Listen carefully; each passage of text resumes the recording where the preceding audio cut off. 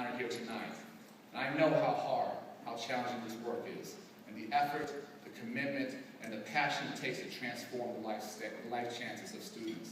I can't tell you how much the example you're setting, the difference you're making in children's lives, means to me personally.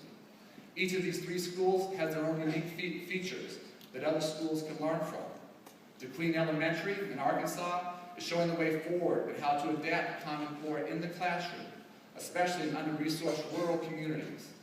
It even has a literacy coach who's a self-described CCSS ninja, and I like that job description. We need a few more of those. Laurel Street Elementary School in Compton has developed an award-winning program for teaching writing to English language learners. And more than 60% of that school students are ELL students. Yet Laurel students perform on par with students in affluent California neighborhoods. And finally, Edward Brooke Charter School in the Roslindale section of Boston has pioneered teacher collaboration and rigorous teacher evaluation.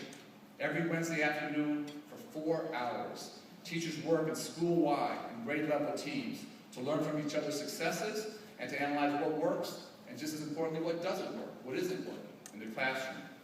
Each teacher is also videotaped at least 10 times during the school year, and formally and informally observed at least 30 times throughout the year. They are deprivatizing public education by making teacher practice open and transparent, and not something that goes on quietly behind closed doors.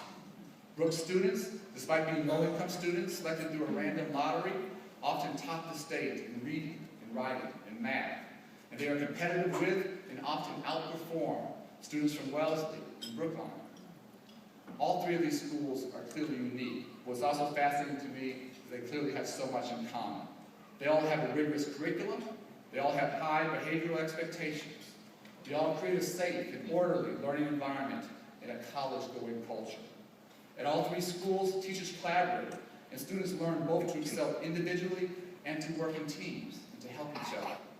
At all 3 schools, as Frank Lozier, the principal of Laurel, says, teachers, and I quote, believe that no matter what your zip code is, you should be able to get an excellent education and be able to compete with students throughout the globe.